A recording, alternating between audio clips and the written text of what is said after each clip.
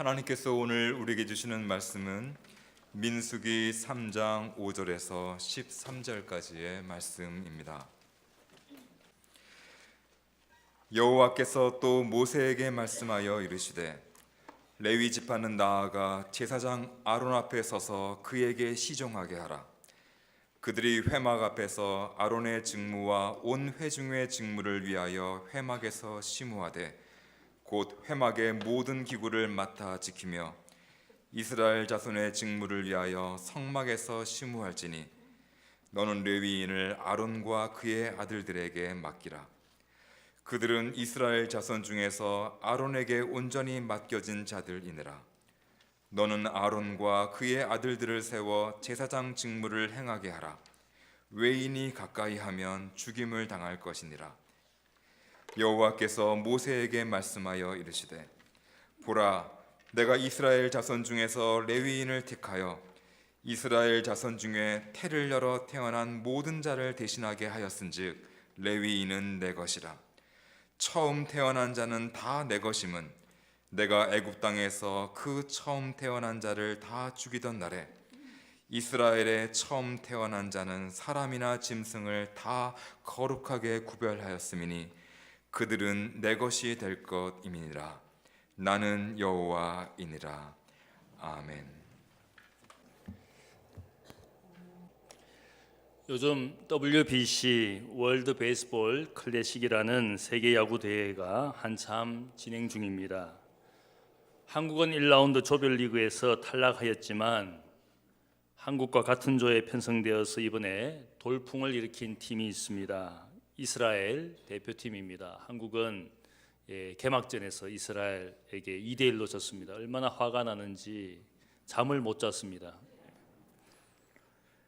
이 팀은 야구 변방이기도 하지만 선수들 대부분이 미국에서 태어나고 자란 미국 마이너리그 선수들이지만 부모나 조상들의 나라인 이스라엘을 위해서 선수로 참여하면서 조 리그에서 3전 전승으로 돌풍을 일으켰습니다. 오늘날 이스라엘이라는 이름은 한 국가의 이름입니다.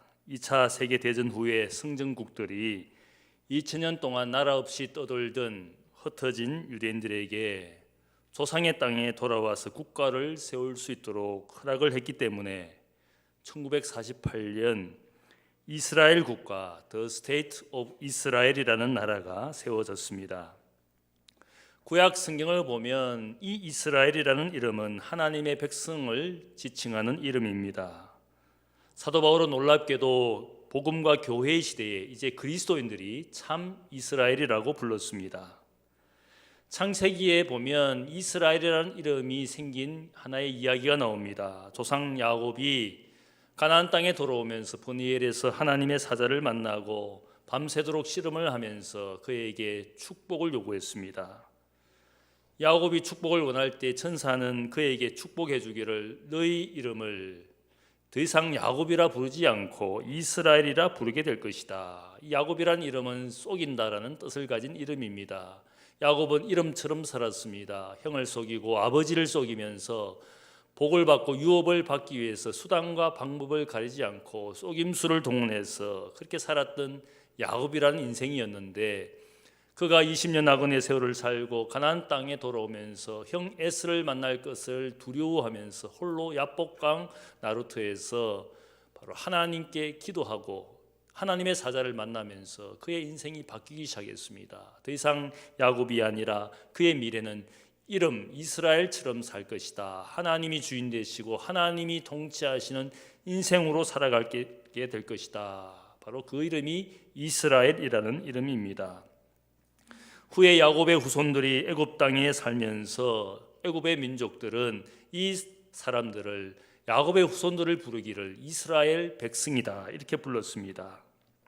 400년 노예 생활을 하고 나서 모세와 함께 애굽 땅을 나온 이스라엘 백성들은 3개월 만에 하나님의 산이라고 일컬어지는 시내산에 도착을 했습니다. 시내산에 도착한 이들을 향하여 하나님께서 이스라엘 백성들에게 특별한 말씀을 주었습니다. 말씀하시기를 내가 애굽 사람에게 어떻게 행하였고 내가 어떻게 독수리 날개로 너희를 업어서 이곳까지 인도하였음을 너희가 보았느니라.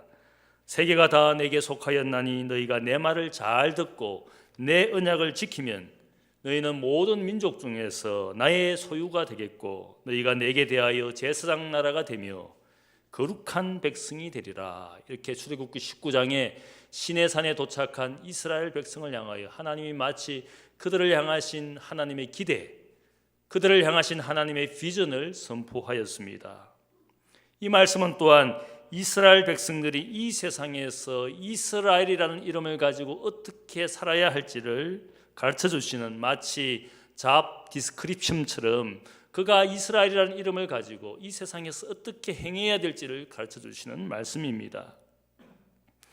오늘 우리가 읽은 민수기 말씀은 이스라엘 백성들 가운데 한 지파의 이야기를 하고 있습니다. 레위 지파라는 이 사람들에 대한 하나님의 말씀이 나옵니다. 레위 사람들을 향하신 하나님의 특별한 말씀이지만 이 말씀에는 특별한 하나의 이 지파가 다른 지파들에 대해서 본보기가 되도록, 본보기가 되는 삶을 살도록 주시는 말씀입니다. 하나님의 소유된 백성이 누구인지, 또 하나님의 제사장 나라가 누구인지, 거룩한 백성으로 이 땅에 살아가야 될 그들이 누구인지를 분명하게 보여주시는 말씀이 이 말씀 속에서 등장하고 있습니다. 다른 사람들에게 본보기가 되는 그런 레위 지파 사람들, 이들이 어떤 삶을 살아야 될지를 하나님께서 말씀하고 있습니다. 첫 번째는 이들은 봉사하도록 부르심을 받은 사람들입니다. 이스라엘 백성들은 이 시내산에 도착해서 약 9개월간 모세를 통하여 하나님의 율법을 배우게 됩니다. 그리고 성막을 세우고 성막을 통하여 하나님을 제사하는 법을 배우게 됩니다. 드디어 1년이 지나고 나서 성막을 짓습니다. 그리고 성막을 섬기는 제사장들을 위임하였습니다. 그리고 민수기 말씀이 시작되었는데 이 민수기 말씀은 이제 1년간 하나님을 섬기는 법을 잘 배우게 된 이스라엘 백성들이 광야로 나가고 드디어는 가나안 땅에 들어갈 때까지 거기서 어떻게 살아가야 될지를 가르쳐 주시는 말씀인데, 여기에 보면 그들이 시내산을 떠날 준비를 하기 위하여 계수를 합니다. 이스라엘 남자 중에 20세 이상 된 남자를 계수합니다. 그들은 전쟁을 치루어야 될 사람들이기 때문에 20세 이상의 남자들을 인구 조사를 하게 합니다. 그리고 이어서 레위 지파 사람들의 또 숫자를 계수하게 됩니다. 이 말씀을 통하여 우리가 알 수 있는 한 가지 영적 원칙이 있습니다. 이스라엘 백성은 세상의 다른 민족과는 다르게 하나님을 섬기는 것을 먼저 배웠습니다. 그리고 나서 세상으로 나아갈 준비를 하고 있습니다. 이스라엘 민족이라는 이 하나님의 소유된 백성, 거룩한 제사장 나라가 되기 위하여 그들이 먼저 하는 것은 하나님을 섬기는 것을 먼저 배우고 그 다음에 세상으로 나갈 준비를 하는 겁니다. 이것은 우리에게 적용이 됩니다. 우리가 우리의 자녀들을 키울 때 세상의 자녀들과는 다른 모습으로 키워야 되는데 그 원칙이 무엇이겠습니까? 이 자녀들이 자라나서 하나님의 사람으로 하나님을 섬기는 것을 먼저 배우고 그 다음에 세상으로 나아갈 준비를 해야 되는 겁니다. 하나님의 자녀들은 먼저 하나님을 섬기는 것을 잘 배우기 위해서 믿음의 부모로부터 신앙의 교육을 잘 받아야 됩니다. 또한 교회 교육을 통해서 우리 자녀들이 또한 하나님의 사람으로 믿음의 사람으로 자라나는 것을 먼저 배우는 것이 우선순위입니다. 그런 점에서 우리가 세상에서 우리 아이들을 학원 교육을 시키고 또 학교 교육을 시키고 또 드디어는 사교육을 시키는 이 모든 일들이 있기 전에 믿음의 부모라면 우리 자녀가 먼저 하나님을 잘 섬기는 것을 배워야 되는 겁니다. 그런 점에서 우리가 주일날 교회에 오고 예배를 드리고 또 교회 학교를 통하여 우리 아이들이 잘 자라나도록 그것이 우선이 되어야 됩니다. 주일 예배는 예배가 있는지 없는지도 모른 채 아이들을 학원으로 보내고 사교육으로 보내는 것, 그것이 당장에는 필요한 것 같지만 먼 미래까지 그들의 인생을 보면서 과연 그들이 하나님을 섬기는 법을 배우지 않고 세상에 나아갔을 때 어떤 인생의 결과가 올 것인가? 성경이 우리에게 이야기하는 것이 무엇입니까? 하나님을 섬길 줄 모르면 더 이상 하나님의 백성이 아니고 세상의 자녀와 똑같은 겁니다. 하나님 섬기는 법을 먼저 잘 배울 수 있도록 하나님은 모세를 통하여 이스라엘 백성을 인도하여 그들의 첫 번째 출애굽의 목적은 이 산에서 나를 섬기는 것을 배운 다음에 그 다음에 가나안 땅에 하나님께서 그들을 인도하여 가게 하셨습니다. 시내산에 머물면서 1년이라는 긴 시간을 통하여 하나님 섬기는 법을 먼저 배우게 하였습니다. 그냥 지나갈 수도 있지만 하나님은 그렇게 하시지 않았습니다. 1년이라는 시간을 통하여 하나님을 잘 섬기는 백성이 되도록, 그것이 바로 하나님의 소유된 백성, 제사장 나라가 되게 하시는 그것이 1차적인 출애굽의 목적이었어. 그냥 가나안 땅에 들어가서 풍요롭게 사는 것이 다가 아니라, 풍요롭게 사는 것, 가난하게 사는 것, 그것이 중요한 것이 아니라 그가 어떤 환경에서도 이 민족은 하나님을 잘 섬기는 민족이 되도록 시내산에 1년이라는 시간을 보내게 해주셨어. 이 사람들을 섬기기 위하여 제사장들을 섬겼습니다. 제사장이 하는 가장 중요한 일이 무엇입니까? 매일 제물을 가지고 오는 백성들을 위해서 성막에서 제사를 드리는 것이 제사장의 가장 중요한 일이었습니다. 이 제사를 드리는 일이 결코 쉽지 않습니다. 제물이 될 가축들을 매일 도축해야 됩니다. 도축하기 위해서 늘 칼을 잘 갈아 놓아야 됩니다. 그리고 제물의 기구들을 언제나 깨끗이 정리하고 닦아 놓아야 되는 것입니다. 번제를 드리기 위해서 장작을 준비하고 불을 피워야 됩니다. 제물을 드린 다음에는 남은 재와 짐승의 피를 잘 또한 정리해야 됩니다. 이런 일들을 결코 제사장들만으로 할 수가 없습니다. 그래서 오늘 말씀을 보니까 이 제사장을 돕기 위하여 한 사람들을 세우는데 그들이 레위 사람들입니다. 제사장을 돕기 위하여 하나님께서 아론과 그 아들들 제사장들에게 이 사람들을 특별히 맡겨주었습니다. 7절 말씀을 보면 아론의 직무와 온 회중의 직무를 위하여 해막에서 봉사하되, 이 레위 사람들은 아론 제사장들의 직무를 돕고 더 나아가서 온 회중의 일을 돕는 사람, 제사장을 돕는 것이 결국 누구를 돕는 것이냐? 모든 이스라엘 백성들을 섬기는 것이 되는 것이다. 왜 그렇습니까? 제사장들이 결국은 백성들을 대신해서 하나님 앞에 제물을 드리는, 이들을 섬기는 것이 결국은 온 회중을 섬기는 일이기 때문에 제사장과 온 백성을 섬기는 사람으로 부르심을 입은 사람들이 이 레위 사람들입니다. 신약 성경을 보면 사도 바울은 모든 그리스도인들은 주님의 몸된 교회에 참여하고 있고 그리스도인들은 이 몸의 지체라고 말하고 있습니다. 몸의 각 지체는 각각의 기능과 역할을 하기 때문에 이 몸에 있어서 지체들은 다 중요한 존재들입니다.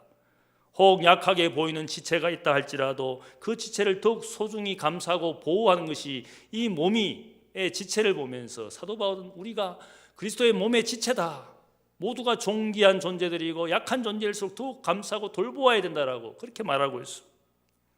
여러분들이 손톱과 발톱을 다 가지고 있습니다. 이 손톱과 발톱이 늘 자라나고 있기 때문에 손톱깎이를 통해서 늘 깎아냅니다. 매일매일 자라나는 것이니까 소중하게 여기지 않을지는 모르지만 만일 어떤 사고로 손톱과 발톱이 빠지게 되면 그 손과 발이 얼마나 불편합니까? 아프고 불편합니다. 하찮게 보이는 것이지만 그러나 모든 지체가 다 중요하지 않습니까? 마찬가지로 늘 자라나는 머리카락이라고 해서 소중히 여기지 않을지는 모르지만 머리털이 없는 분이나 머리털이 많이 빠지는 분들은 그 머리카락 하나하나가 중요하지 않습니까? 제가 누구라고 말씀드리지는 않겠습니다. 제가 젊을 때에 머리카락이 많이 빠지고 또 새치가 많이 났습니다. 그래서 친구 중에 저를 놀리느라고 새치를 뽑아주겠다고 다가오는 그 친구가 있어요. 그렇게 얄미웠어요. 누군가에는 그것이 너무나 소중하지 않습니까? 혹 내가 소중하게 여기지지 않지만 나이 들면 머리털 빠지고 눈썹 빠지고 머리카락 하나하나가 다 소중한 겁니다. 몸된 교회의 지체인 우리 모두가 하나님 앞에 중요한 존재입니다. 특별히 이 레위 지파는 세 아들들을 통해서 성막을 섬겼습니다. 그 레위의 세 아들들 고핫과 또 게르손과 무랄이라는 세 자손들의 계보를 따라서 각각 성막의 일을 나누어서 일을 했습니다. 말씀을 보면 이 고핫 자손들은 성소에 있는 성물을 관리하고 운반하는 사람들입니다. 다른 두 자손 무라리와 게르손은 성막 밖에 있는 기구들을 관리하고 책임을 지고 메고 가는 일들을 했습니다. 혹 우리가 생각하기를 고핫 자손들은 성물을 관리하고 책임을 지는 사람들이니까 다른 사람들보다 더 중요하고 귀한 존재라고 생각할 수 있습니다. 그러나 결코 그렇지 않습니다. 바울이 말하는 것처럼 하나님의 집에서는 하나님을 섬기는 모든 일들이 중요하고 중요하지 않은 일들이 있는 것이 아니라 하나님의 집에는 모두가 중요한 존재라는 사실을 알려주고 있습니다. 근그릇이 필요할 때도 있고 혹은 은그릇이 필요할 때도 있고 무엇이든지 언제나 쓸 수 있도록 질그릇이 필요하지 않겠습니까? 우리가 가정에 보면 가정주부들이 집에서 다양한 그릇들을 마련하고 있습니다. 용도도 다르고 크기도 다르고 재료도 다릅니다. 하지만 다 필요합니다. 밥을 담는 밥그릇도 필요하고 반찬을 담는 반찬그릇도 필요하고 국을 담는 국그릇도 필요하지 않습니까? 귀중한 보석을 담는 보석통도 필요하지만 더러운 쓰레기를 담는 쓰레기통도 필요합니다. 저희 집에 가면 쓰레기통을 찾아볼 수가 없어요. 집사람이 쓰레기통이 많이 있는 것을 싫어하기 때문에 늘 부엌에 있는 그 쓰레기통만 우리 집의 유일한 쓰레기통입니다. 때로는 짜증이 납니다. 내 방에도 쓰레기통이 있으면 좋겠고 내 서재에도 쓰레기통이 있으면 좋겠는데 꼭 하나만 마련해가지고 쓰레기통이 저에게는 얼마나 귀중한 존재인지 몰라요. 없으면 불편하지 않습니까? 모든 것이 하나님의 집에 우리의 가정에 그 모든 그릇, 그 모든 용기들이 다 필요합니다. 마찬가지로 교회 공동체도 누군가는 차량 안내를 해야 됩니다. 누군가는 땀을 흘리며 교회당을 청소해야 우리가 예배 드릴 때 더럽지 않고 깨끗한 교회당에서 예배 드릴 수가 있습니다. 누군가는 교사를 해야 되고 누군가는 찬양 대원을 해야 됩니다. 누군가는 직분을 맡아서 나서기 싫지만 직분을 받았기 때문에 나서야 되는 것이고 누군가는 청중이 되어서 여기에 앉아 있어 줘야 됩니다. 여러분 청중 모두가 성가대석에 앉으면 저는 누구를 보고 설교를 해야 됩니까? 누군가는 여기에 있어야 되는 겁니다. 누군가는 예배당을 아름답게 장식하면서 성령 꽃꽂이를 해야 되는 것이고 누군가는 서 있으면서 안내를 해야 되고 누군가는 앉아 있어 줘야 되는 것이지 않겠습니까? 우리 모두가 하나님의 집에서 쓰이는 다양한 그릇입니다. 어떤 분은 하나님의 집을 지어가는 재료가 되어서 벽돌이 되어서 하나님의 집을 지어가고 어떤 사람들은 그곳에 창문을 내는 창문이 되고 창틀이 되어야 되는 겁니다. 누군가는 이 집을 드나드는 문짝이 되어야 됩니다. 모든 사람들이 중요합니다. 가끔씩 집사님 중에 그런 말씀을 하는 분이 있습니다. 목사님, 저는 맨날 빗자루를 들어야 됩니까? 남들은 이 빗자루 아무도 안 드는데 나만 열심히 나와서 빗자루 들고 청소해야 됩니까? 제가 만만한가 봅니다. 집사람들이 만만하면 저를 불러가지고 무슨 일을 시킬 때 꼭 저를 부릅니다. 저는 이 교회에서 그런 존재입니까? 그것 때문에 상처받은 집사님이 계십니다. 저는 그런 이야기를 합니다. 교인 중에 장식품이 있고 언제나 쓸 수 있는 다용도 물품이 있는데 집사님은 다용도입니다.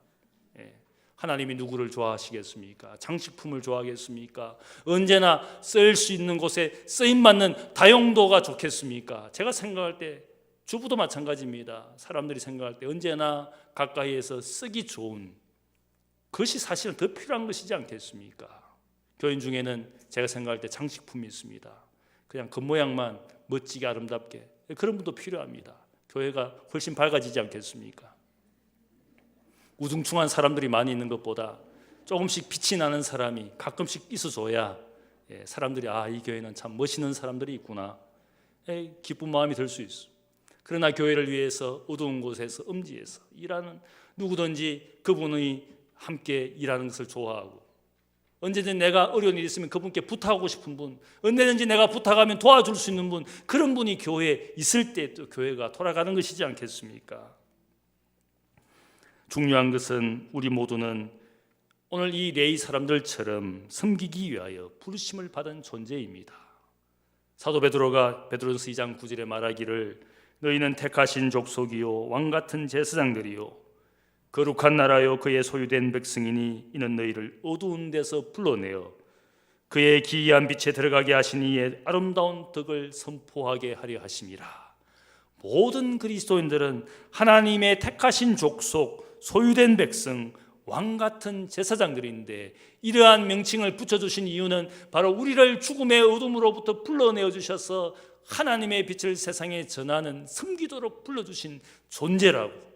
우리 모두가 레위 사람 같은 사람이고 제사장 같은 사람들이라고 그렇게 우리에게 말씀하고 있습니다. 레위인들은 대제사장 아론을 통해서 온전히 하나님을 섬기도록 맡겨진 존재, 주어진 존재라는 겁니다. 내가 누군가를 위하여 맡겨진 존재라는 사실이 얼마나 감사합니까? 이유도 없이 목적도 없이 그냥 버려졌던 것이 아니라 무엇인가를 위하여 내가 주어지고 맡겨졌다는 사실이 중요한 것이지 않겠습니까? 세상의 사람들이 인생을 살 때 이유와 의미를 찾습니다. 그러나 우리는 분명한 이유와 의미가 있습니다. 우리는 부르심을 받았고 맡겨지고 주어졌다는 사실, 섬기고 봉사하도록 주어졌다라는 사실을 얼마나 감사합니까? 그것이 인생의 이유이고 목적이니까 의미와 가치가 있는 겁니다. 특별히 히브리서 기자는 우리에게 대제사장이 있다고 그랬습니다. 우리를 위하여 자신의 몸으로 제물이 되신 대제사장 예수 그리스도가 우리의 대제사장이라고 그랬습니다. 이 사람들이 아론에게 맡겨진 것처럼 우리가 대제사장 되신 주님께 맡겨진 존재로 이제는 주님을 힘입어서 하나님께 나아가는 인생이 되도록 우리를 불러주셨다고. 여러분이 대제사장 되신 여러분의 인생을 맡기면, 주님께 인생을 맡기면 여러분의 삶에 의미와 기쁨을 주는 줄로 믿습니다. 두 번째로 이 사람들은 하나님의 소유가 되는 삶을 살도록 부르심을 입었습니다. 12절 말씀을 보면 하나님께서 말씀합니다. 보라, 내가 이스라엘 자손 중에서 레위인을 택하여 이스라엘 자손 중에 태를 열어 태어난 모든 자를 대신하게 하였은즉 레위인은 내 것이라, 내 소유라. 레위 사람들을 하나님의 것이라고 말씀하시는 이유가 13절에 잘 설명이 되어 있습니다. 13절 말씀을 보면 이 레위 사람들이 왜 하나님의 소유가 되었느냐, 하나의 스토리가 있습니다.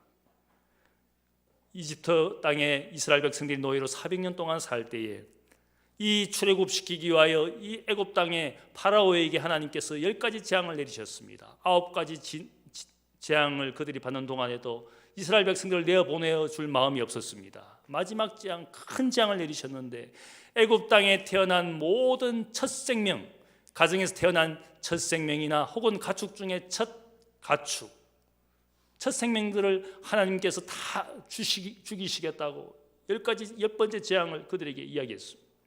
진짜 죽음의 사자가 애굽 전국을 돌면서 첫 생명들을 죽이는 가운데 이스라엘 가정의 첫 생명은 살아남게 되었습니다. 그 이유는 양의 피를 이스라엘 가정의 문설주에 발라 놓았을 때 죽음의 사자가 건너가게 했습니다. 첫 생명을 보존해 주셨습니다. 이것이 유월절의 기원입니다. 유월절, 패스 오브, 넘어갔다.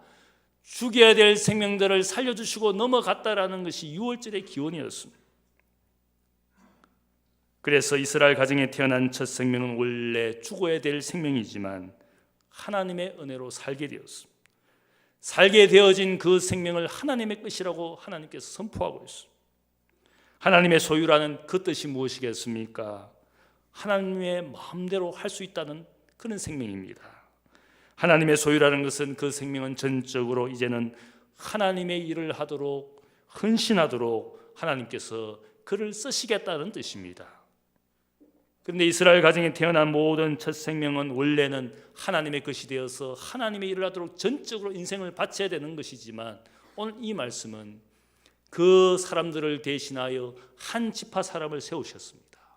그 첫 생명, 이스라엘 가정에 태어난 첫 생명들을 대신해서 한 사람들을 세워서 전적으로 하나님의 것이 되겠습니다. 그들이 레위 사람들이에요. 민수기 3장 43절을 보면 하나님께서 이스라엘 백성들 가운데 태어난 첫 생명, 첫 아들을 계수하게 했습니다. 1개월 이상으로 계수되어진 처음 태어난 이스라엘 남자들의 숫자가 3장 43절의 말씀을 보면 그들의 총계가 22,273명이라고 그렇게 계수가 나왔습니다. 이들 대신에 하나님을 섬기도록 1개월 이상 된 레위 사람들의 숫자가 거기에 또한 적혀 있습니다. 22,000명. 22,237명을 대신해서 22,237명의 레위 사람들이 섬기도록 해야 되는데 여기에 보면 숫자의 차이가 납니다. 237명이라는 숫자가 레위 사람들이 부족합니다. 그때 하나님께서 어떻게 하시느냐 하면 237명에 대하여 이스라엘 가정들이 돈을 바쳐야 되는데 속전, 자신의 첫 아들의 그 생명값을 하나님께 바치도록 237명에 대하여 속전을 지불하고 그 값을, 그 숫자를 맞추게 하시는 하나님의 말씀이 나옵니다. 이 이유가 무엇이겠습니까? 바로 첫 생명은 다 하나님의 것이고 한 생명도 빠짐이 없이 첫 생명은 다 하나님의 것이고 레위 사람들의 숫자가 부족한 것만큼 너희가 값을 지불해야 될 정도로 하나님의 것이라는 사실을 강조하고 있어요. 이것은 레위 사람들이 우리 가정에 태어난 첫 아들, 첫 생명을 대신해서 하나님을 위하여 전적으로 헌신하도록 부르심을 입은 사람들이라는 뜻입니다. 저는 이 말씀을 볼 때마다 그런 생각을 합니다. 여러분들의 가정의 첫 생명은 누구의 것입니까? 하나님의 일을 하도록 사실은 그 첫 생명은 하나님의 것입니다. 내 아들, 내 딸을 대신해서 누가 지금 일하고 있습니까? 목사가 일하고 있는 것이지 않겠습니까? 그럼 저는 누구입니까? 논리적으로 하면 저는 여러분의 아들입니다. 첫 번째 아들, 귀중한 장남입니다. 목사를 볼 때마다 여러분은 뭐라고 생각해야 되겠습니까? 내 아들 대신해서 저렇게 열심히 주님을 위하여 섬기고 있구나. 그럼 여러분은 저를 누구로 얘기해야 되겠습니까? 여러분의 아들처럼. 목사를 우습게 여기고 목사를 경시하는 분들이 굉장히 세상에 많습니다. 때로는 제가 목사라는 사실이 부끄러울 정도로, 그러나 오늘 이 영적 원리를 보면 여러분이 목사를 대할 때에 여러분의 아들처럼 딸처럼 대하면 그 사랑의 관계가 얼마나 깊어지겠어요. 오늘날 목사에 대해서 목사 자신이 문제를 일으켜서 목사에 대해 존재와 가치가 떨어졌지만, 그러나 우리의 마음으로는 영적 원리가 지배해야 됩니다. 내 자녀를 대신하여 목회자들이, 선교사들이 저렇게 주님을 위하여, 복음을 위하여 인생을 바치고 있으니까 내 아들처럼 여기고 사랑해 주어야 되지 않겠습니까? 내 아들처럼 기도해 주어야 되지 않겠습니까? 바른 목사가 되도록, 하나님의 기쁨이 되는 목사가 되도록 아들을 위하여 기도하는 것처럼 목사를 위하여 기도해야 되는 것이지 않겠습니까? 목사를 우습게 여기고 경시할수록 우리의 삶에 영적인 수많은 일들이 일어나게 되어 있습니다. 교회 안에 왜 그런 일들이 일어납니까? 여기에 보면 우리의 가정에 태어난 첫 생명은 원래 하나님의 것인데, 그가 주님을 위하여, 하나님을 위하여 일해야 될 사람이지만 하나님께서 다른 한 지파를 택하여 내 아들과 딸을 대신하여 하나님을 위하여 살도록 하나님이 이 사람들을 구별하여 주셨어요. 우리의 생명을 살려주실 때에 그 생명은 하나님의 것이 되는 겁니다. 우리 모두가 어머니의 태를 열고 이 땅에 존재하고 있는 것이지 않겠습니까? 어머니 없이 태어난 사람은 아무도 없을 겁니다. 어머니의 태를 열고 이 땅에 태어난 모든 생명들은 창조주 하나님의 것입니다. 어머니의 태에서 괜히 생명이 만들어지는 것이 아닙니다. 어머니의 태에서 10달을 지내고 태어나는 것은 창조주의 손길을 통하여 하나님이 주신 귀한 생명이기 때문에 어쩌면 우리 모두가 하나님의 소유가 될 수밖에 없습니다. 또한 우리가 죽게 될 생명, 주님의 은혜로 살리심을 받았으면 더욱 하나님의 것이 되는 것입니다. 예수님의 이야기를 통하여 많은 병자들과 장애인들이 고침을 받았습니다. 어떤 이들은 귀신의 권세 가운데 고통을 당하다가 주님을 만남으로 영적 자유를 얻게 되었습니다. 고침받은 이들의 공통점이 있습니다. 주님을 만나고 인생이 자유하게 되고 건강하게 되었을 때 그들은 하나같이 주님을 따르는 제자가 되었습니다. 왜 제자가 되는 겁니까? 이 생명, 이 인생 주님이 바꾸어 주시고 살려주셨기 때문에 나의 인생, 나의 몸이 아니라 주님의 인생, 주님의 것이라고 생각을 하기 때문에 주님의 제자가 되었습니다. 죽어야 될 생명이 살아났으면 그때부터 더불어 사는 인생이 된 것이지 않겠습니까? 살려주신 분의 것이라고 생각을 하고 그분을 위하여 사는 것이, 그것이 바로 다시 살리심을 받은 사람들의 고백이어야 되지 않겠습니까? 사도 바울은 우리에게 말하기를 너희는 너희 자신의 것이 아니라 값으로 산 것이 되었으니 그런즉 너희 몸으로 하나님께 영광을 돌려라. 너희는 너희의 것이 아니다. 왜냐하면 주님께서 그분의 피값으로 너희를 사주신 것이니까.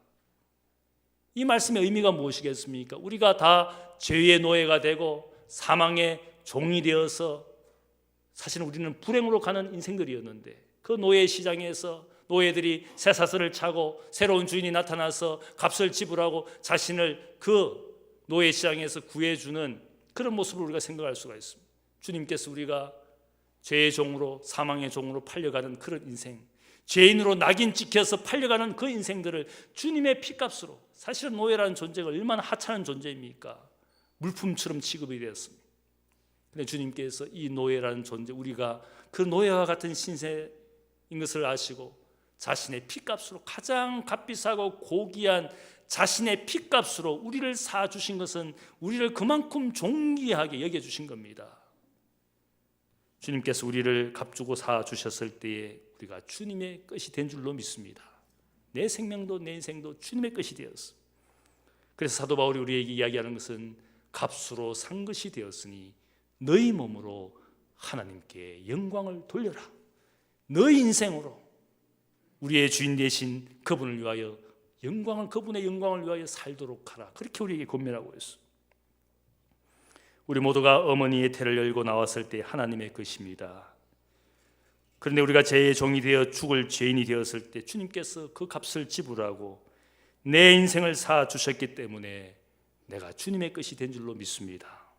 이 몸을 가지고 주님의 영광을 위하여 살지 않는다면 나를 위하여 지불하신 그 피값에 대하여 내가 언젠가는 하나님의 심판대 앞에서 그 피값에 대하여 내 인생에 질문할 겁니다.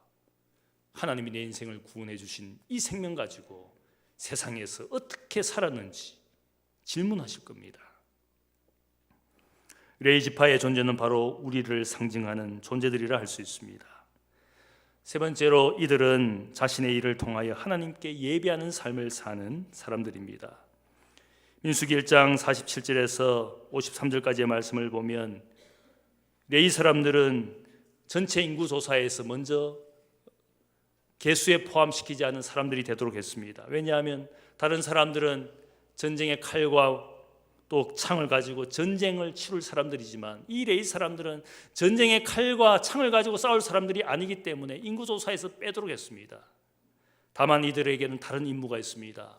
대적과 싸울 때에도 그들은 칼과 창을 가지지 않고 하나님의 성막의 기구들을 메고 그 싸움하는 진중에 머물게 됩니다. 전혀 보호받을 아무런 것도 가지지 못한 채, 어떤 무기도 가지지 못한 채 오직 세상으로 나아갈 때 하나님의 법궤를 메고 하나님의 성막을 메고 12지파와 함께 진용을 갖출 때도 그들은 성막 주위에 진을 칩니다. 행군할 때도 성막의 모든 것을 가지고 그 중앙에 서게 됩니다. 이들은 전쟁의 순간에도 평화의 순간에도 언제나 하나님의 성막과 함께합니다. 이들이 가진 특별한 은혜가 있습니다. 제사장들이 제사를 집례할 때에 그들을 가장 가까이서 돕는 사람들이기 때문에 어찌면 이들은 거룩한 예배자라 할 수 있습니다. 하나님의 성막 곁에서 제사장을 도우면서 제사하는 모든 일들을 도와줍니다. 이것은 거룩한 예배자의 모습입니다. 레위 사람들은 전쟁에서 칼과 창을 가지지 못합니다. 가나안 땅에 들어가서도 하나님께서 땅을 분배해 주실 때도 이들은 땅을 분배받는 일에서도 제외됩니다. 세상의 유업이나 혹은 땅의 어떤 복도 받지 못하는 제외된 사람들입니다. 그렇다고 이 사람들이 불행한 사람들입니까? 결코 그렇지 않습니다. 여기에 중요한 한 가지 진리가 있습니다. 이들은 비록 세상의 물질적인 복, 세상의 어떤 유업을 받지는 못하지만 그들이 가진 영적 복과 기쁨이 있습니다. 하나님을 제사하는 그 자리에 이들이 참여하고 있습니다. 예배하는 기쁨과 예배하는 복을 이들이 맛보게 합니다. 우리가 미래의 하나님의 나라에서 하나님의 장막에서 하나님을 예배하는 그런 영원한 복을 이 사람들은 미리 맛보고 있습니다. 예배하는 기쁨, 예배하는 복을 누리는 이 사람들이라 할 수 있습니다. 거룩한 예배자의 복을 누리게 하신 것이 이 레위 사람들이 가진 특별한 복이었습니다. 세상 복이 다가 아니라 더 크고 참된 복을 이들은 맛볼 수 있도록 하나님께서 칼과 창 그리고 세상의 유업은 없지만 그러나 그들은 하나님을 가까이 섬기고 예배하는 복을 누리도록 구별해 주신 특별한 사람들입니다. 예배한다는 것이 무엇입니까? 예배라는 것은 사실은 서빙, 월십 서비스라는 뜻입니다. 내가 이 예배 시간에 와서 하나님을 섬기는 시간입니다. 이 예배하는 시간에 와서 하나님께 내가 가진 것을 드리는 오프링의 시간입니다. 우리가 흔히 생각할 때 예배하는 시간에 와서 내가 은혜와 복을 받기 위해서 예배에 오는 것이다. 그렇게 생각하는 분이 아마 많을 겁니다. 그러나 예배는 그것이 아닙니다. 예배의 본래적인 뜻은 내가 하나님 앞에 일주일 동안 받은 그 은혜와 복을 감사하면서 드리고 섬기기 위해서 이 자리에 오는 것입니다. 많은 사람들이 주일 예배를 소홀히 여기고 경시하는 분들의 그 모습을 보면 사실은 왜 그렇게 소홀히 여기겠습니까? 내가 이 자리에 받기 위해서 왔는데 예배를 드려보니까 받는 것은 아무것도 없네. 별로 중요한 시간도 중요한 장소도 아니네. 그런 생각이 있을 때부터 예배를 소홀히 여기게 됩니다. 일주일 동안 그토록 받았으면서도 또 받기 위하여 예배를 드린다고 생각할 때 이 자리는 세상의 시간과 아무것도 다른 것이 없는 겁니다. 예배는 내가 섬기고 드리기 위해서 오는 겁니다. 받은 은혜와 사랑을 감사해서 하나님을 섬기고 하나님께 드리기 위해서 오는 자리, 이것이 운순이 될 때에 하나님께서 그 마음을 받으시고 또한 은혜와 복을 주시는 시간이라 할 수 있습니다. 감사와 섬기는 마음 없이, 드리는 마음 없이 또 받기 위해서 오는 그런 인생들을 향하여 하나님께서 절대로 좋은 것을 주시지 않습니다. 받은 것에 감사하지 않는, 감사하는 마음이 없이 예배를 드릴 때 그의 예배는 우상을 섬기는 것과 같습니다. 우상 앞에 절하고 예배하는 이유가 무엇이겠습니까? 또 받기 위해서, 또 받기 위해서. 예배하는 삶이라는 것은 결코 교회당에서 예배하는 시간에만 이루어지는 것이 예배가 아닙니다. 예배는 우리의 일상도 예배가 될 수 있습니다. 왜 그러합니까? 내가 가진 것을 가지고 하나님을 섬기고 하나님의 기쁨이 되도록 산다면 내가 드리는 그 모든 시간과 날들이 다 예배가 되는 겁니다. 예를 들면 여러분들이 물질의 11조만 생각하지 않습니까? 11조 드리는 헌금만 여러분이 11조라고 생각할지 모르겠어요. 그렇지 않습니다.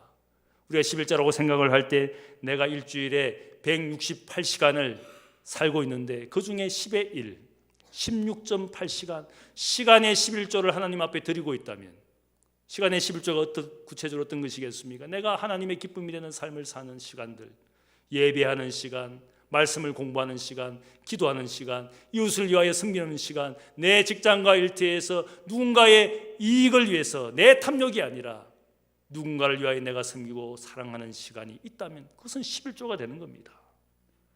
물질의 11조만 11조가 아니라 내가 다른 사람들을 위하여 내 날과 시간을 가지고 섬긴다면 그 자리가 예배하는 시간이 되고 예배가 되는 겁니다. 우리가 어머니의 태를 열고 나왔을 때에 우리는 창조주의 소유라는 사실을 알아야 됩니다. 우리의 죄를 속하시기 위하여 주님께서 핏값을 치루어 주셨을 때 우리는 주님의 것이 되었습니다. 우리의 대제사장이신 주님께 우리의 인생을 온전히 맡기게 되면 그때로부터 하나님의 영광이 되고 공동체의 기쁨이 되는 것이라 말하고 있습니다. 여기에 보면 아론과 그 아들들에게 이들을 맡겼을 때에 또한 이들은 온 회중을 위하여 일하는 것이 된다는 사실을 강조하고 있습니다. 누군가에게 내가 맡겨져서 이 교회 공동체를 통하여 내가 일을 맡고 봉사를 할 때 결국은 그것이 하나님의 영광이 된다는 사실을 알려주고 있습니다.